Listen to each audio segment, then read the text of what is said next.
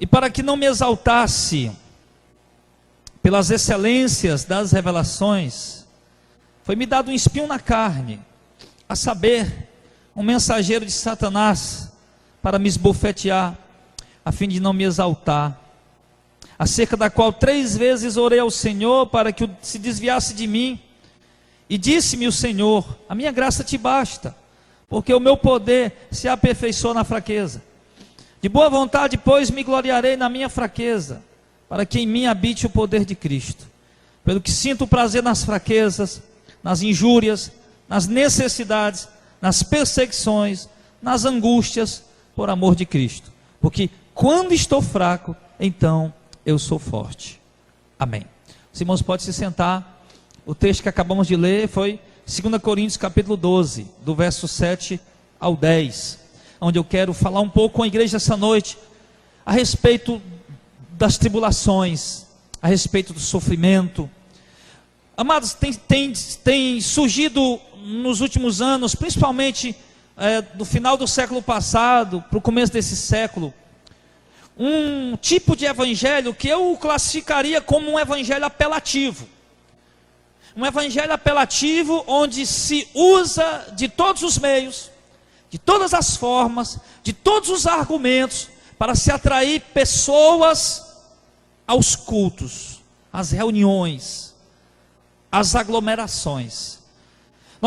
É comum você ouvir pelas rádios, pela televisão, nos próprios folhetos que são distribuídos, temos cultos nas ruas, a gente ouvir a seguinte proposta, o seguinte convite, o seguinte chamado: venha para a minha igreja, venha fazer uma campanha que Deus vai resolver seu problema, venha fazer uma campanha que Deus vai mudar a sua vida financeira, venha fazer uma campanha que Deus vai tirar seu filho das drogas, teu marido da prostituição, Ele vai restaurar teu casamento, teu lar, tua família.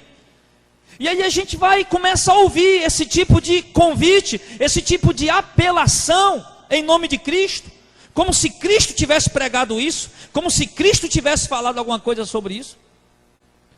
E aí eles vão chamando, sabendo que nós vivemos no meio de uma sociedade onde muitos de nós que estamos aqui essa noite, quer seja direto ou indiretamente, temos um familiar envolvido com drogas. Vivemos numa sociedade onde muitos têm problema no casamento, têm problema com filhos, com a família. Vivemos num tempo de crise, onde as coisas não estão fáceis, onde muitos estão passando por problema financeiro, um tempo de doenças, de enfermidade, de pestes, de pragas, onde muitos estão sofrendo algum tipo de enfermidade, de doença, seja de qual ordem for, seja leve ou mais agressiva. E logo quando eles começam a falar essas coisas, venha para Jesus, venha para a igreja, que Ele vai lhe curar e vai resolver seu problema. Aí as pessoas, elas são despertadas de uma forma gananciosa, de uma forma egoísta, a irem para a igreja, a buscarem a Jesus, a fazer uma campanha com o simples propósito de resolver o seu problema. Porque foi esse o convite que fizeram. Elas acham que estando lá na igreja não vão ter mais problema, acham que estando na igreja tudo vai ser resolvido da noite para o dia, no estalar do dedo, e vai ficar tudo bem.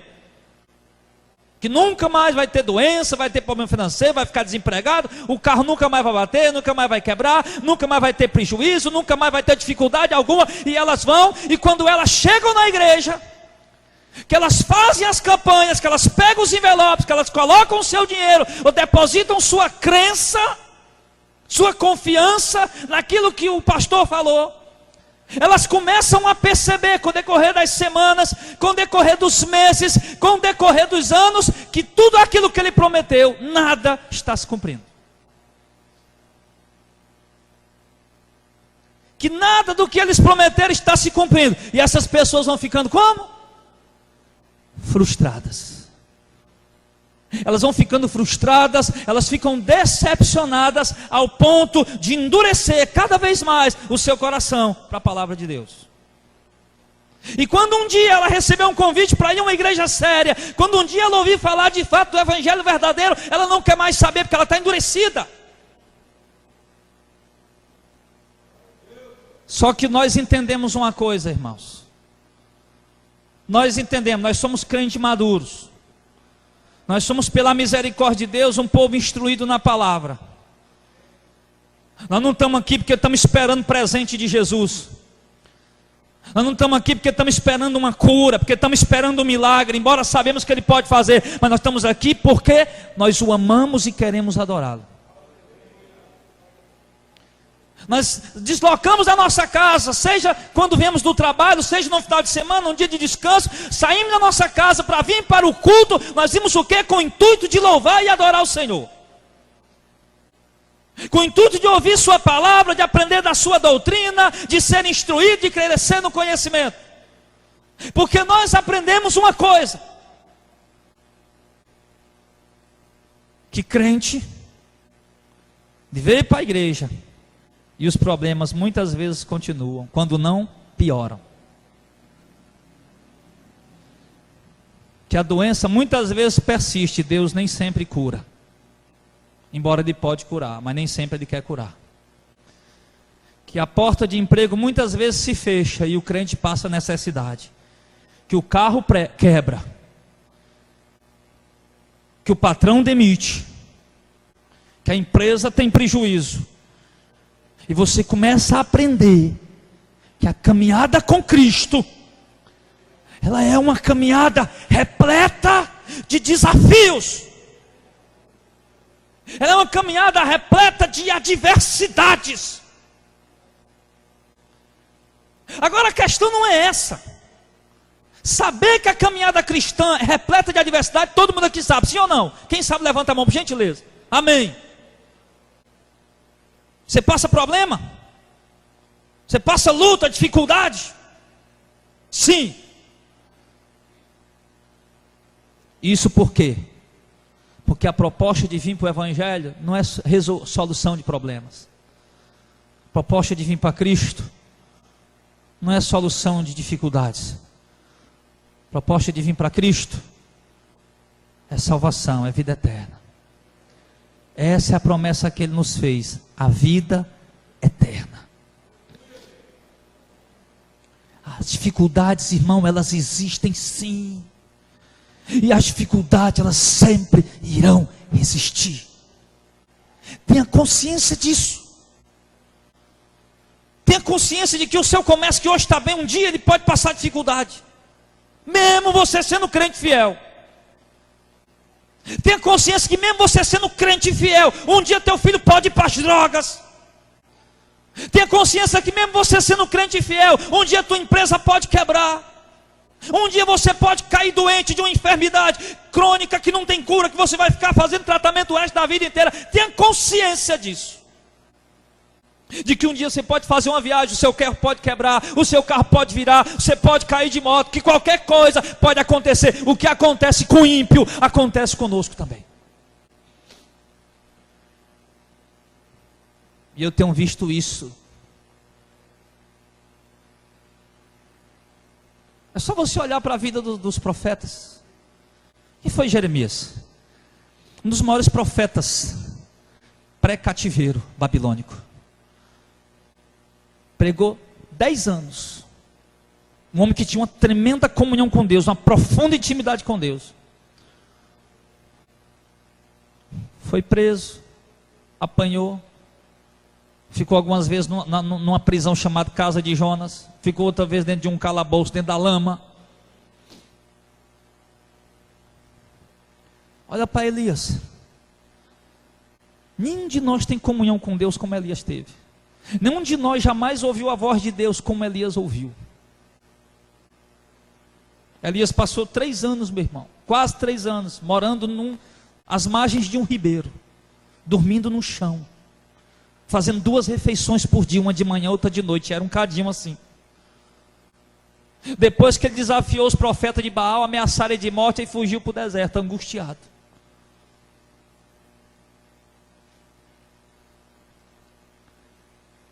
Se você chegar em casa hoje, abre o capítulo 11 da carta aos Hebreus. Está aí na sua Bíblia, capítulo 11. O capítulo que fala dos heróis da fé. Olha para a dificuldade daqueles homens passaram. Olha para a vida de Paulo, o que é que ele fala dele? 1 Coríntios 4, 2 Coríntios 11. Passou fome, frio, passou necessidade de roupa, necessidade de comida. Muitas vezes nas suas viagens missionárias não sabia onde tinha dormir. Hoje a gente quer hotel 5 estrelas. Não sabia onde ia dormir. Passou perigos na cidade, perigo no deserto, perigo entre os próprios da sua nação, perigo entre os gentios, perigo entre falsos irmãos. Passou privações e necessidades. O maior apóstolo que a igreja já teve até hoje. Apanhou 5 vezes, 39 chibatadas. 3 vezes apanhou de vara. O navio que ele viajou afundou 3 vezes. Vai ter azar assim em outro lugar. Alguém poderia dizer isso? O navio afundou 3 vezes que Paulo viajava. Aí olha para a fé daqueles homens. Problemas. Olha para a igreja de Jerusalém, no começo ali, Atos capítulo 6. Perseguição, mata Estevão, lá no capítulo 8. Matam Estevão, a perseguição vem. Os cristãos têm que fugir sem poder levar nem o pote na cabeça para beber água no caminho. Não pode fugir, tem que fugir sem levar sequer uma muda de roupa, porque não dá tempo, porque a perseguição está ali em cima. E eles começam a ir por cidades que eles não conhecem, ver pessoas que eles não conhecem, sem saber como vai ser suas vidas. Tribulação. Olha para a história da igreja. Do ano 64 até o ano 325, até o ano 321. A igreja sofreu 10 grandes perseguições. Às vezes ficava ali sossegado durante uns 10 ou 20 anos, depois vinha de novo. 10 grandes perseguições. Crente fiel sendo morto, crente fiel sendo devorado por leão, crente fiel sendo amarrado em poste para ser queimado vivo, banhado em piche, crente fiel sendo amarrado em cavalo e sendo solto no meio do mundo, o cavalo correr com ele até despedaçar ele, crente fiel sendo cravado no chão, pregado no chão, crente fiel sendo degolado, decapitado, esfolado vivo, algumas vezes eles tiravam a pele deles, eles estando vivos ainda.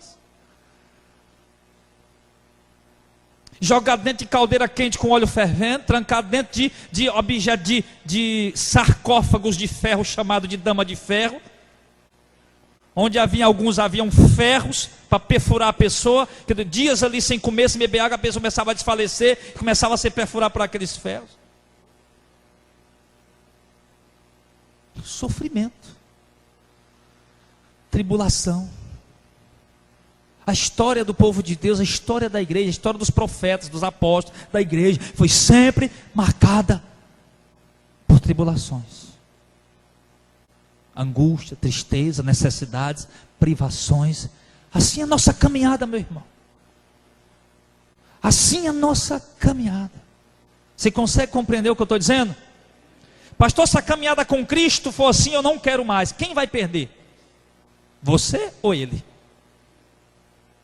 Uma coisa eu lhe digo, ele não vai perder nada.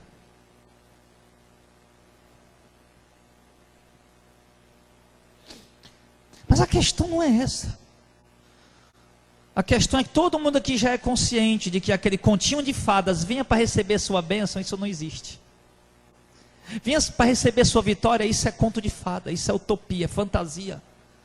Venha para receber o óleo da riqueza, que sua vida vai mudar. Aí você já caiu a ficha, você já viu que isso não passa de mentira. Você já tomou consciência de que a sua caminhada com Cristo, até Cristo voltar para arrebatar a igreja, até você subir para Ele, seja pela morte ou pelo arrebatamento, você tem que entender que haverão, sim, tempos dolorosos. Agora, a questão é, isso você já entendeu, sim ou não? Nenhum de nós queremos isso, claro que não. Está repreendido, que Deus leve para longe, mas é uma realidade. Com certeza, eu não estou aqui com o negócio de ex que eu te digo, sexta-feira eu preguei sobre isso. Eu não estou aqui querendo adivinhar nada, querendo profetizar nada ou revelar nada, eu estou só falando em cima de probabilidades. Eu tenho certeza que em cima de probabilidade tem várias pessoas aqui que estão passando problemas esses dias. Eu não quero dar um aqui de profeta, dizer Deus está me revelando, não, porque Deus não está me revelando. Estou falando em cima de probabilidade.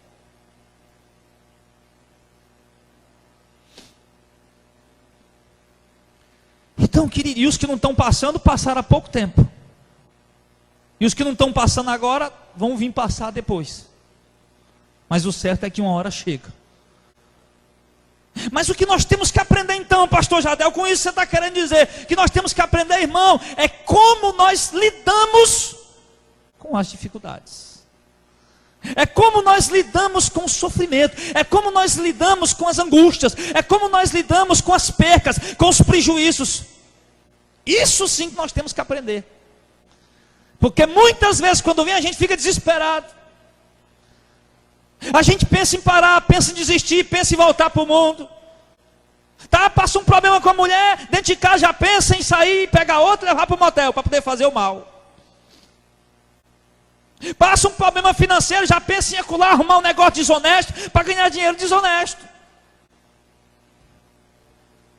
Vem a dificuldade, vem a luta, e a gente muitas vezes não está preparado para enfrentar, para passar. Mas é exatamente isso, irmãos, que eu quero falar essa noite. Olha o que Paulo está dizendo. Nós temos que entender primeiro que a Bíblia diz em Romanos que todas as coisas cooperam juntamente para o bem daqueles que amam a Deus, daqueles que são chamados pelo seu decreto. Ele está falando da igreja, dos eleitos. É um eleito, chamado pelo decreto de Deus. Tudo vai trabalhar para contribuir para o teu bem. Mas quando ele diz tudo vai trabalhar para contribuir para o teu bem, irmão, ele não está falando que esse tudo se resume em dinheiro no bolso, em dias felizes, em dias de saúde, em dias de alegria, em dias de emprego bom, em dias de salário bom, em dias de saúde, em dias de tudo dando certo. Quando ele diz tudo, ele está falando que é tudo. E quando ele diz tudo, eu entendo que as coisas ruins também estão incluídas. Sim ou não? Todas as coisas contribuem juntamente para o bem daqueles que amam a Deus. Paulo está dizendo, até as coisas ruins, meus irmãos, que acontecem com vocês, contribuem para o bem de vocês. É a primeira coisa que nós temos que aprender. Que se alguma coisa ruim está acontecendo, ela vai contribuir para o nosso bem. Se alguma coisa ruim está acontecendo na vida de um eleito, na vida de um escolhido, na vida de um crente de verdade, que vai ser salvo, está selado com o Espírito Santo, se alguma coisa ruim está acontecendo na sua vida, entenda que está acontecendo para o teu próprio bem. Já entendeu essa parte aí? Amém? Então entende. Coisas boas também que acontecer vai contribuir para o teu bem. E quando ele fala do seu bem, ele não se refere ao bem-estar, ao conforto na vida material. Ele fala do seu bem na questão da sua vida com Deus. Entendeu? Contribui para o nosso bem, na questão do nosso relacionamento com Deus, na questão da nossa intimidade com Deus, da nossa vida com Deus. É isso.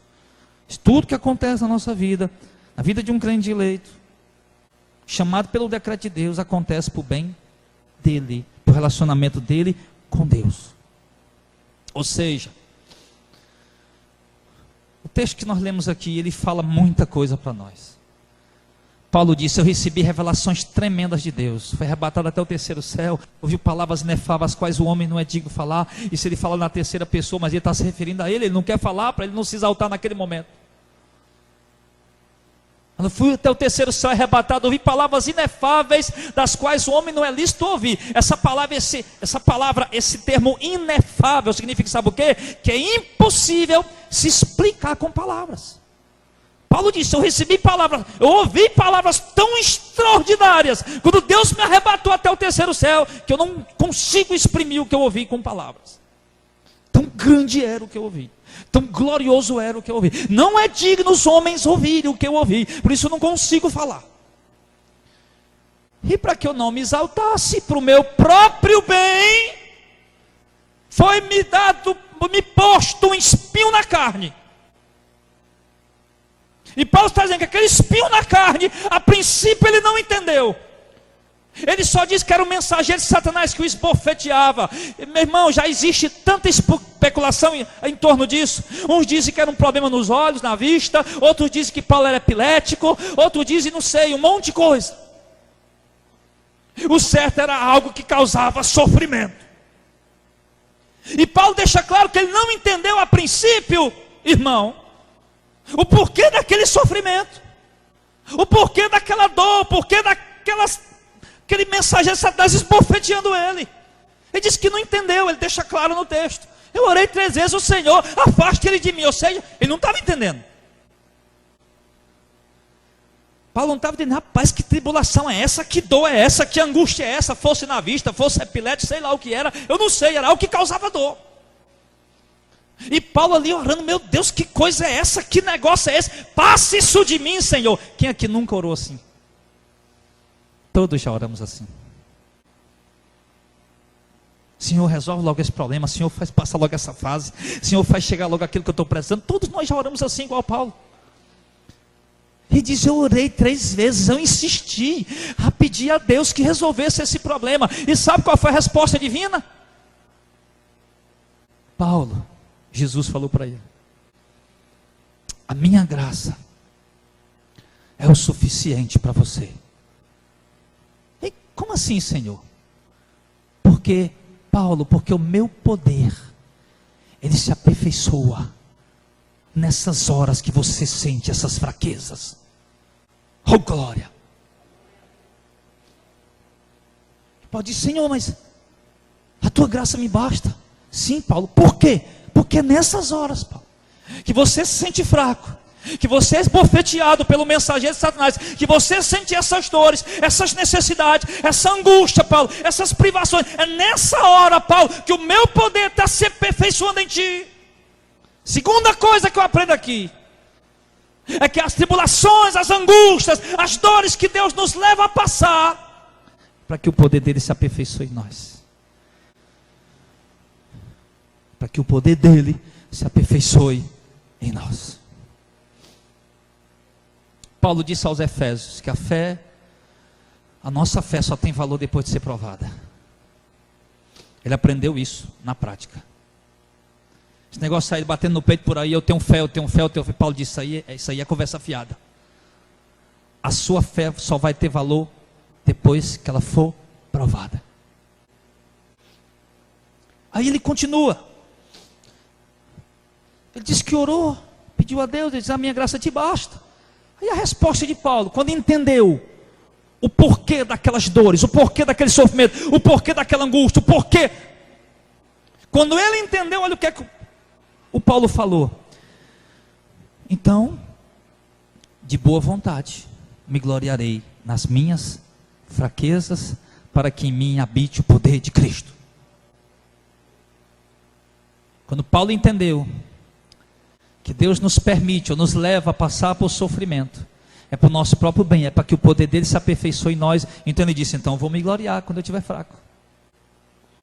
Não vou me gloriar no que eu fiz, na minha eloquência, no meu poder de persuasão, na minha força, no meu vigor físico, de viajar horas e horas sem me cansar. Mas agora eu sei, vou me gloriar no poder de Cristo. E ele continua dizendo no verso 10. Olha uma coisa que a gente tem que aprender, irmão. Paulo diz, pelo que sinto prazer nas fraquezas. Estou fraco. Quando o mensageiro de Satanás me esbofeteia, agora eu sinto prazer. Dói. É angustiante. É angustiante, mas eu sinto prazer. Aí ele vai e diz aqui, sinto prazer nas fraquezas, sinto prazer nas injúrias, quando alguém me injuria, sinto prazer nas necessidades, e Paulo fala de necessidade material. Se você conhece um pouco a história de Paulo, a vida de Paulo, você vai ver que Paulo foi um homem que passou muitas privações, muitas necessidades materiais. E muitas vezes os irmãos, principalmente da Macedônia, mandavam socorro para ele. Mandava ajuda financeira, ajuda material, mas ele passava muitas privações, muitas necessidades. Mas quando Paulo entendeu que aquilo fazia parte dos propósitos de Deus, ele disse, irmão, que ia sentir prazer quando estivesse passando necessidade, irmão. entendendo, irmão, a palavra?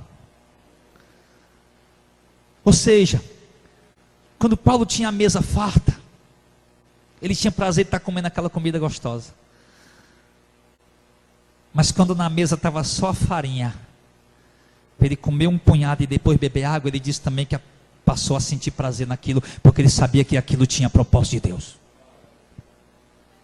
Oh, glória a Deus. Necessidade. Às vezes necessidade de um sapato, necessidade de uma roupa,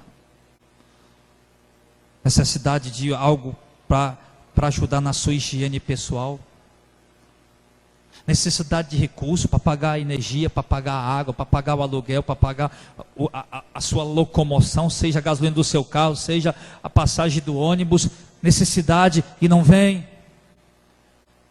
E você vai com o sapato furado, com a chinela quebrada, e você não pode ir no carro porque não tem gasolina, vai a pé, porque também não está com dinheiro para passagem do ônibus. A roupa está velha, rasgada, furada, e você não tem dinheiro para comprar outra. Ficou desempregado, aí o cartão estourou, o cartão explodiu, o cartão venceu as parcelas, você não conseguiu mais pagar. Irmão, isso é doloroso. Isso é angustiante. E Paulo está dizendo, mas eu aprendi a sentir prazer nisso. Não que Paulo fosse um velhaco ou um masoquista que gostava de sentir dor, mas porque ele entendeu que tudo contribuía para o bem dele. Quando nós entendermos isso, irmãos, nós também vamos sentir prazer. Quando você entender isso e vier as privações de necessidade, você também vai agradecer a Deus naquela hora. Vai parar de murmurar: Senhor, poxa vida, só farinha de novo. Senhor, poxa vida, esse sapato já arremedei ele um monte de vezes. Senhor, poxa vida, essa calça já costurei ela um monte de vezes. Senhor, poxa vida, esse shampoo, eu já botei água um monte de vezes, não tem mais nem shampoo dentro, só é água agora. Esse perfume se acabando, Senhor. Apesar de perfume, fala com o irmão Wendel aí, viu? Senhor, esse perfume agora, Senhor, que está se acabando, já botei álcool dentro, mas agora só está cheirando a álcool. Eu pareço um papudinho, o perfume perdeu o cheiro, agora só tem catinga de álcool quando eu boto perfume. Mas aí o cara vai parar de reclamar. Ele vai parar de reclamar e ele vai dobrar o joelho e vai agradecer a Deus. Mesmo no dia que ele estava comendo picanha, com lasanha, ele vai comer farinha e vai agradecer com a mesma fé, com a mesma gratidão, porque ele vai entender que é propósito de Deus. Mas aqueles crentes que vêm para Jesus só à procura de prosperidade financeira, filho, vão afundar rapidinho, vão desviar rapidinho, porque eles não estão no caminho do Senhor.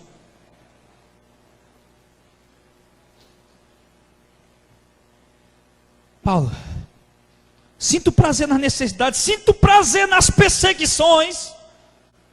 Eu não vou mais não, porque eu estou sendo perseguido. Paulo, eu sinto prazer quando eu estou sendo perseguido. O que mais? Prazer nas angústias. Olha que contradição, prazer na angústia.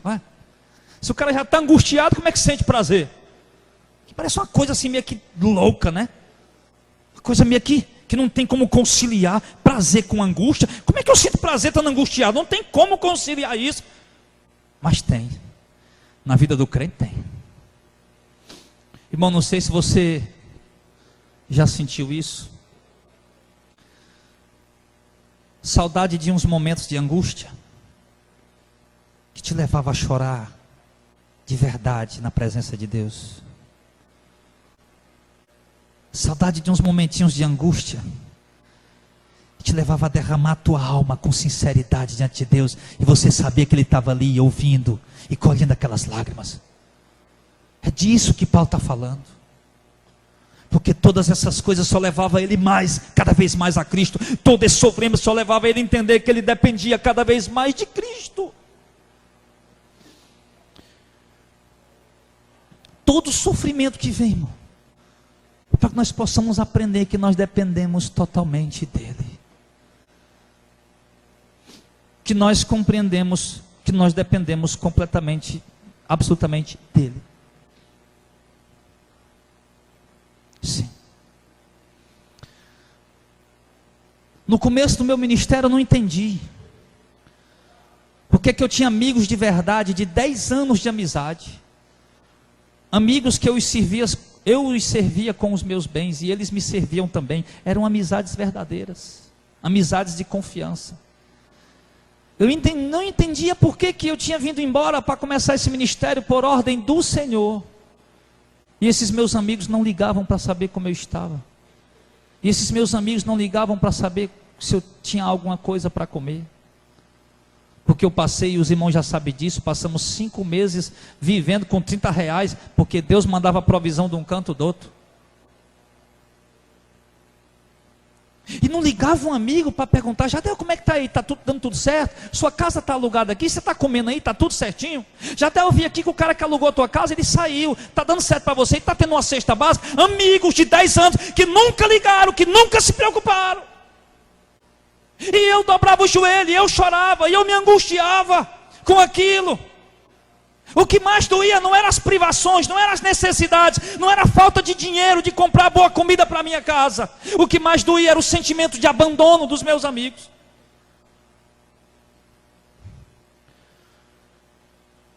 E eu não entendia. Só vim entender depois. Hoje muita gente olha para mim e diz: pastor Jadel, eu fico admirado com a autoridade e a intrepidez com a qual você prega que o dízimo não é obrigatório. Eu fico admirado com a autoridade, com a intrepidez com a qual você prega contra a campanha, contra a heresia, seja lá quem for, teus amigos ou amigos, não sei, você não tem medo, é destemido. Eu lhe digo, irmão, houve um processo doloroso para chegar até aí. Não é do homem, não vem do homem. Deus trabalha na tua vida. E depois eu entendi, eu não tinha coragem de contrariar um amigo daquele. Eu não tinha coragem de contrariar um amigo meu, dizer algo que estava errado. Mas hoje eu tenho.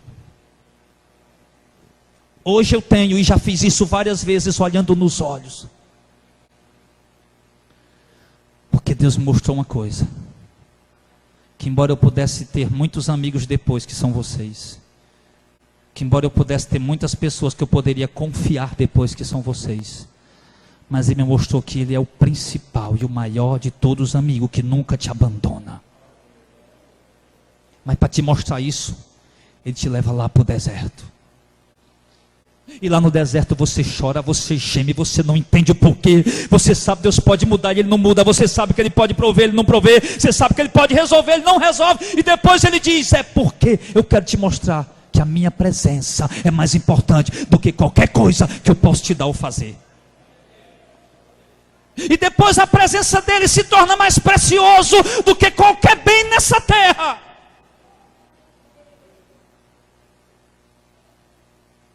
E quantas vezes eu chorei dizendo: Senhor, não tenho um amigo, mas eu tenho o Senhor. Senhor, não tenho onde reclinar minha cabeça, eu não tenho com quem dizer o que eu estou sentindo, o que eu estou sofrendo, porque eu não vou fazer minha esposa sofrer, eu não vou dizer para ela. Ele sabe, nesses anos que eu estou aqui nesse ministério, meu irmão, 8 anos, se eu fosse contar para você quantas horas, quantos dias, quantas lágrimas, quantos choros, quantas angústias, meu irmão, eu não sei, eu perdi as contas, e a minha esposa nunca viu. Só vi um dia, e foi recente agora que eu não pude segurar. Estava conversando com ela. Até um irmão falou para mim: pastor, o povo dá trabalho? Eu disse: não, o povo não dá trabalho de jeito nenhum. Obreiro dá trabalho. Obreiro me angustia. Se eu pudesse recomeçar hoje de novo, eu recomeçaria diferente. Mas olha lá, se uma hora dessa eu não chutar o balde e fizer uma reforma nesse quadro de obreiro aqui. Mas irmão, entenda, se Deus tem um grande propósito para a tua vida, seja ministerial, seja para exercer o ministério na obra dele, seja para ser um missionário, um pastor em algum lugar, seja para exercer o ministério de louvor, cantar, tocar, dirigir culto, ser um obreiro, ser uma ovelha com compromisso com a palavra dele, entende, filho, o deserto é inevitável.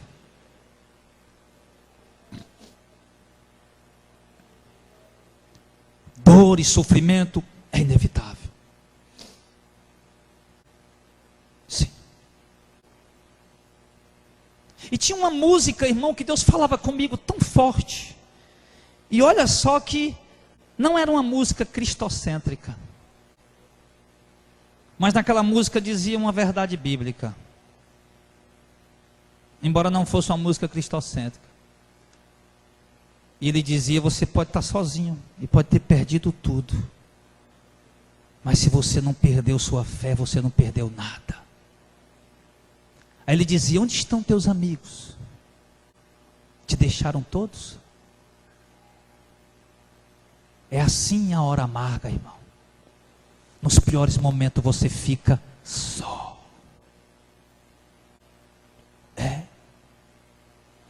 E eu aprendi, não adianta jogar a culpa no irmão, não adianta jogar a culpa no pastor. Deus te quer só. É por isso que ninguém liga, é por isso que nem pergunta, ninguém. Porque Deus te quer só. Porque Ele vê você dependendo de tanta gente, esperando por tanta gente, acreditando em tanta gente. E nunca está com Ele, nunca espera nele, nunca acredita nele de verdade. Mas depois desse deserto, irmão, você vai poder perceber Deus mais real do que qualquer pessoa que está aqui em tua volta. Mas você precisa aprender a passar por isso. Isso traz um fruto glorioso. Olha o que Jesus falou em Mateus 5, capítulo 5, verso 10. Bem-aventurado quando vocês sofrerem por causa da justiça, porque assim sofreram também os profetas do passado. O apóstolo Tiago, vai lá, capítulo 5.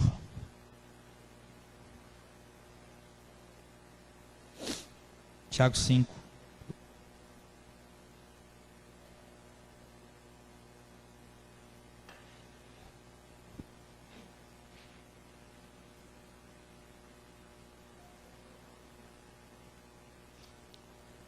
Tiago capítulo 5.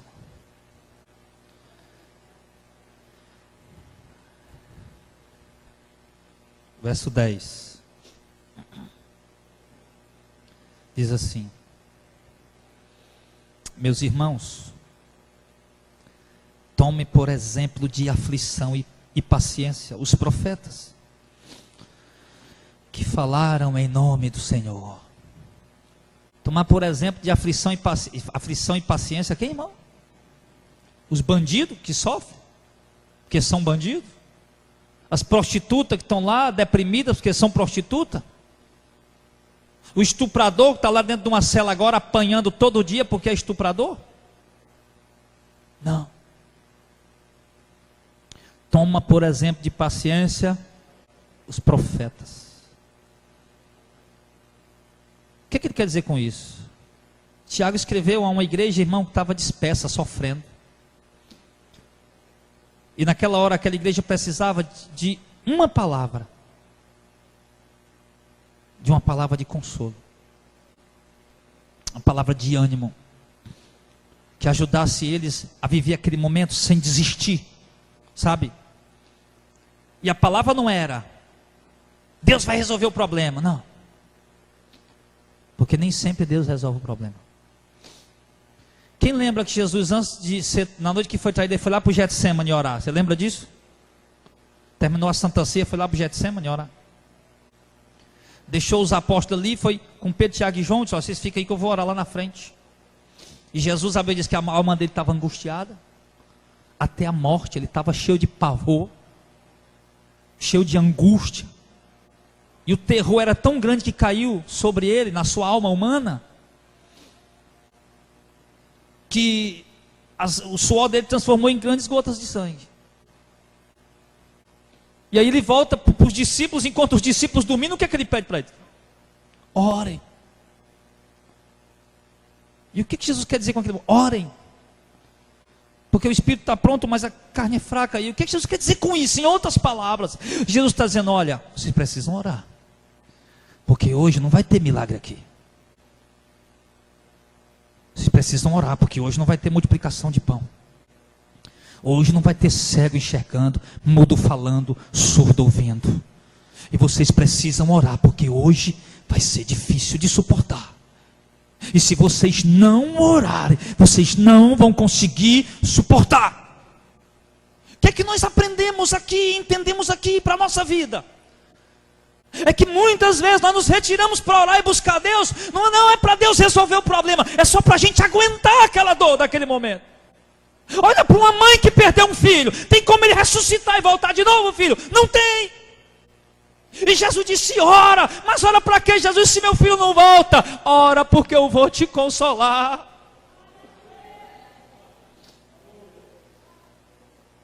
Olha para a mulher que perdeu o marido, está com o filho nas drogas, que não vai voltar amanhã, que talvez vai passar alguns anos para Jesus resgatar ele. E ele diz: ora, olha para quê, Jesus? Isso não está funcionando, o Senhor não está respondendo. E Jesus diz: você está enganada, ore porque eu estou te dando força para aguentar. É assim, irmão. Nem todo dia vai ter multiplicação de pão e peixe. Nem todo dia vai ter cego enxergando e aleijado pulando da cadeira. Vai ter dia que a oração é só para aguentar a dor, sem se afastar. Aí por isso Tiago disse: sejam pacientes. Tiago disse: olha o exemplo dos profetas, nas aflições eles foram pacientes. Aí lá no verso 7, sejam, irmãos, pacientes até a vinda do Senhor. Ele vai dar o exemplo do agricultor que plantou, que esperou a chuva primeiro e as últimas, até chegar a hora de colher. E ele diz que assim nós temos que ser pacientes, porque Deus tem um tempo para tudo. Tem um tempo de plantar, tem um tempo de crescer, tem um tempo de colher. Seja. Deus nos elegeu nele, em Cristo, antes da fundação do mundo. Nós vivemos nesse mundo depravado, perdido, prostituindo, fazendo tudo que não prestava. Chegou o tempo dele se revelar para nós. Chegou o tempo dele nos conduzir pelo deserto. Chegou o tempo dele mostrar algum milagre, alguma cura, fazer algumas coisas maravilhosas na nossa vida. Depois chegou o tempo dele ficar calado, dele guardar silêncio. Chegou o tempo das orações, dos problemas serem resolvidos. Depois chegou o tempo de problemas e orações não serem respondidas, e os problemas persistirem.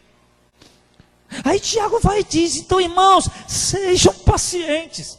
Mas paciente até quando, Tiago? Até a vinda de Jesus, irmão. Tiago não queria que ninguém se afastasse. Tiago não queria que ninguém desviasse. Tiago não queria que ninguém fosse para o mundo. Tiago queria todo mundo firme ali na presença de Deus. E Tiago dizia: olha, vocês têm que ser pacientes até Jesus voltar. Uma hora dessa ele volta. Eles esperavam Jesus voltar a qualquer hora, irmão. E assim devemos nós também. Por isso que Paulo diz, 1 Tessalonicenses 5, ele fala do arrebatamento. Wendel, você lembra? Por isso que ele fala, console, no verso 18, console uns aos outros com essas palavras. Por quê? Porque o Senhor descerá do céu com alarido, com voz de arcanjo, com a trombeta de Deus. Os que morreram em Cristo restarão primeiro. Depois nós estivermos vivos, seremos arrebatados juntamente com eles nas nuvens, a encontrar o Senhor nos ares, e assim estaremos sempre com o Senhor. Console os irmãos com essas palavras. Ou seja, não faça campanha, não prometa vitória, não prometa conquista, não prometa cura, não prometa milagre, não prometa prosperidade, mas prometa uma coisa com certeza: Ele voltará para buscar a sua igreja. E isso vocês podem prometer. Paulo falou isso. Pode prometer, onde vocês forem, porque ele vai vir. E aí, Tiago, ele diz, no verso 11: eis que temos por bem-aventurado, quem, irmãos? Leia comigo aí, verso 11. Eis que temos por bem-aventurado os que sofrem. Olha que coisa louca isso aí. Isso é loucura ou não é? Isso é a palavra de Deus. Por isso que Paulo diz lá em Coríntios, em Romanos, sabedoria de Deus é loucura para o mundo. O homem natural não compreende as coisas do Espírito de Deus, que ele parece loucura. Olha um negócio desse aqui. Olha o que está dizendo. Temos por bem-aventurados que sofrem. Espera aí, Paulo, Tiago, você está me falando que bem-aventurado é quem sofre? Que loucura é essa, Tiago? Sim. Malaquias 3, que o povo só sabe falar de dízimo lá. Traga o dízimo, o devorador. Uau.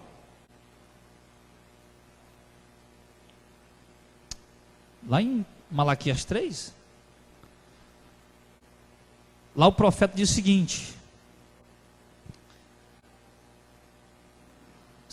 Deus fala para eles lá, a palavra de vocês foram duras para mim. temos sendo duro nossa palavra para ti, Senhor? Porque eles começam a achar que os ímpios é que estão bem, porque não temem a Deus, não renunciam a nada e estão prosperando. E eles que temem a Deus, que renunciam a tudo, estão passando tribulação.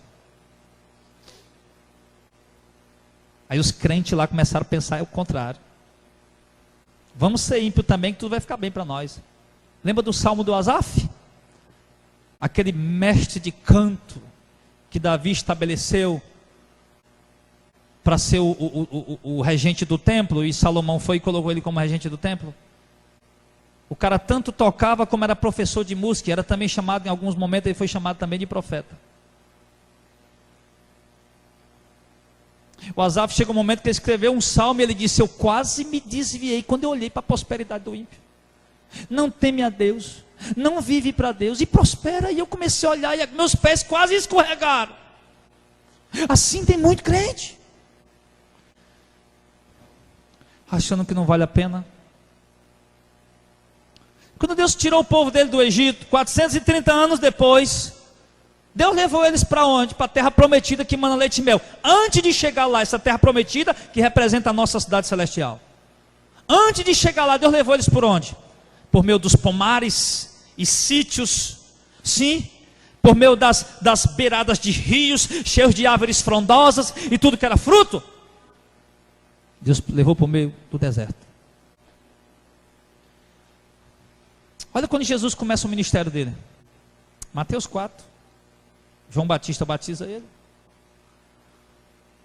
Aí Jesus já está ali para iniciar o ministério. É o sinal, é o momento, é a hora. Só que antes de Jesus entrar em ação, Jesus Cristo homem, o Deus encarnado, com a natureza humana, o Espírito Santo pega ele e leva ele para onde? Deserto. 40 dias. Sem comer, sendo tentado pelo diabo. Não tinha um amigo para conversar. Não tinha um WhatsApp para mandar uma mensagem. Não tinha um Facebook para olhar alguma coisa. Para 40 dias no deserto. Sendo tentado pelo diabo. Propósito de Deus. Propósito de Deus. Aí Davi, quando pecou, o Natan chegou, repreendeu ele. Davi, esse homem é tu que fez o mal. Davi caiu de joelho e pediu perdão. Foi que Natan falou: olha, Deus acabou de me dizer que ele te perdoou. Deus perdoou? Perdoou. Perdoou não, pessoal? Perdoou. Ele falou: está perdoado, Davi, eu vou te perdoar. Aí Davi vai lá: Deus me perdoou. Foi lá, tirou a roupa, o rei, né? Jogou um trapo de mulambo em cima dele lá, um saco de estopa. Jogou terra na cabeça. Não comeu, não bebeu água. 7 dias rola no chão: Senhor, cura meu filho, cura meu filho, cura meu filho. Foi o que Deus fez? Matou o menino.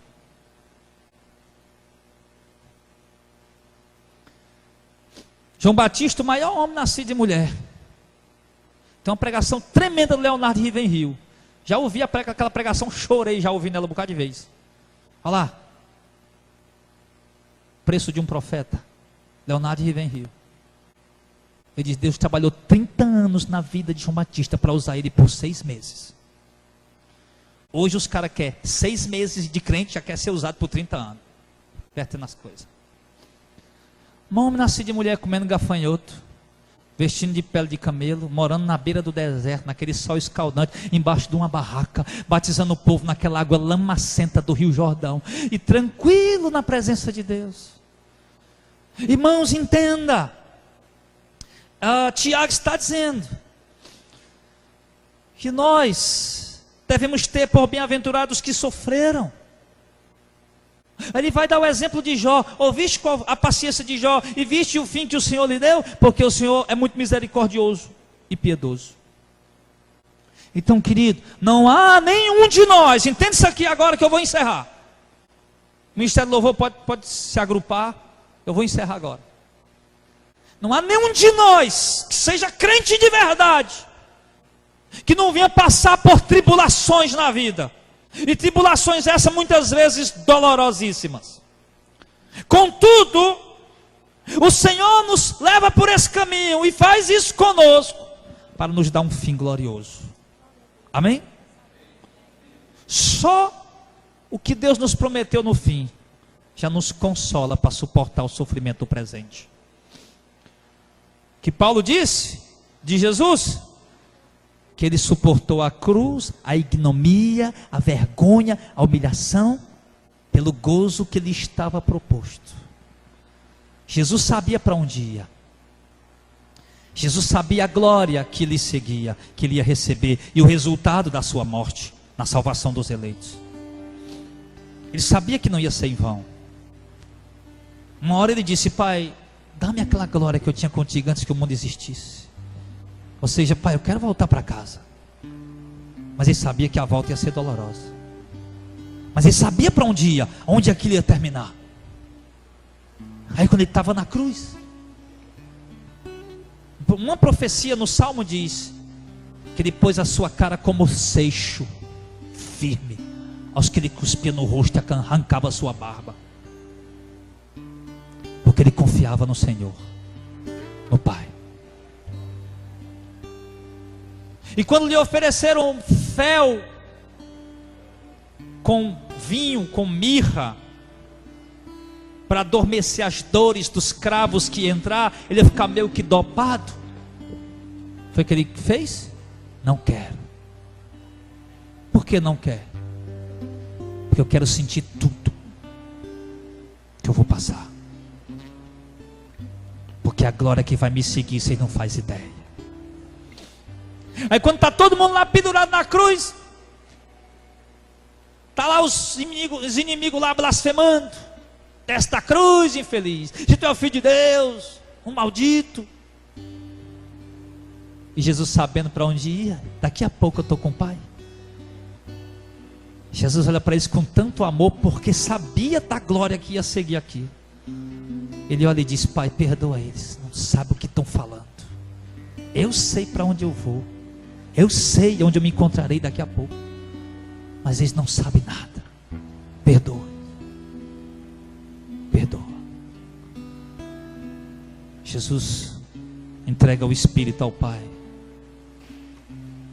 Ali ele é sepultado.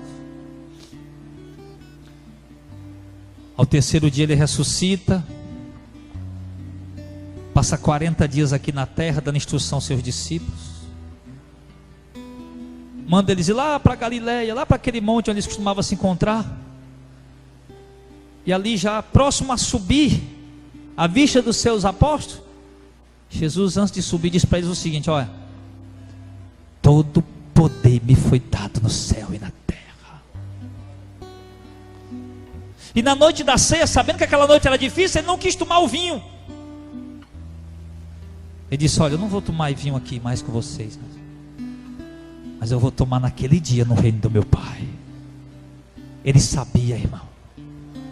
Ele tinha convicção, ele tinha certeza absoluta para onde ele ia. Ele sabia a glória que ele ia seguir. Você também consegue crer nisso? Porque se você consegue crer nisso, irmãos, as dores da vida agora vão se tornar minúsculas para você. As maiores percas da vida vão se tornar insignificantes. Porque você aprendeu uma coisa essa noite com a palavra de Deus: que tudo que Ele faz, o que acontece, é Ele fazendo, trabalhando para o teu próprio bem. E um dia, tudo isso aqui vai passar. E você vai estar com Ele em glória, nas mansões celestiais. Então, como disse o próprio Messias, sejam firmes. Ou melhor, o apóstolo Paulo: sejam firmes e constantes, abundantes na obra do Senhor, e tenham certeza de uma coisa: o vosso trabalho não é vão no Senhor.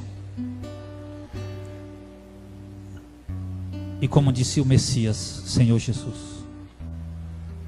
aquele que vencer, fica de pé, irmão. Aquele que vencer se assentará comigo no meu trono, como eu venci e me assentei com meu Pai no seu trono. Aquele que vencer, você crê nisso? Se você vencer, você vai sentar com ele no trono? Ele disse: aquele que vencer receberá uma pedrinha branca, e nessa pedrinha branca o seu novo nome. Você crê nisso? Aquele que vencer, o seu nome não será riscado do livro da vida. Não que possa ser riscado, porque é impossível que seja arriscado. O livro da vida não foi escrito por homens que borram, que não sabem o que estão escrevendo, que estão sujeitos ao futuro. Deus conhece o fim desde o começo. O livro da vida foi escrito antes da fundação do mundo. O livro da vida do Cordeiro.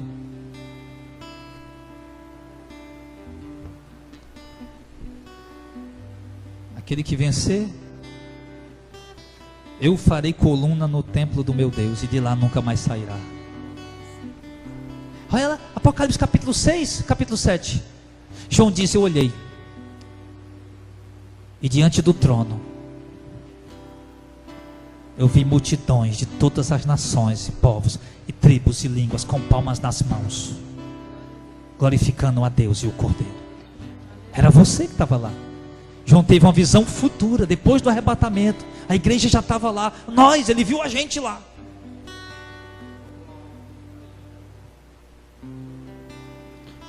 Aí o anjo perguntou: João, você sabe quem são esses aí? De onde eles vieram? Ele disse: não sei, mas o Senhor sabe. E o anjo disse: o quê?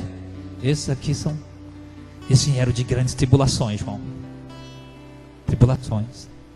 Esses aqui, João, vieram de grandes tribulações. Ou seja, eles passaram por tribulações, eles sofreram, mas aqui estão eles, ó. Nunca mais terão fome, nunca mais terão sede, nunca mais o sol, calor algum, coisa alguma ruim vai cair sobre eles, porque o Cordeiro, o Cristo, vai guiar eles pela fonte das águas da vida. É por isso que a gente sofre. É por isso que a gente chora, que a gente se angustia. É porque Deus já preparou para nós o melhor. É por isso que eu quero cantar com a igreja essa noite, com auxílio dos irmãos, porque eu não sei cantar, mas eu quero, meu coração quer. Um dia tudo irá findar. Amém? Aí você lembra uma coisa: um dia tudo isso vai findar, uma nova ordem vai ser dada, uma nova ordem vai ser dada. Virá um novo céu, uma nova terra, a nova Jerusalém, e nós habitaremos lá. Tabernáculo de Deus com os homens, com a igreja.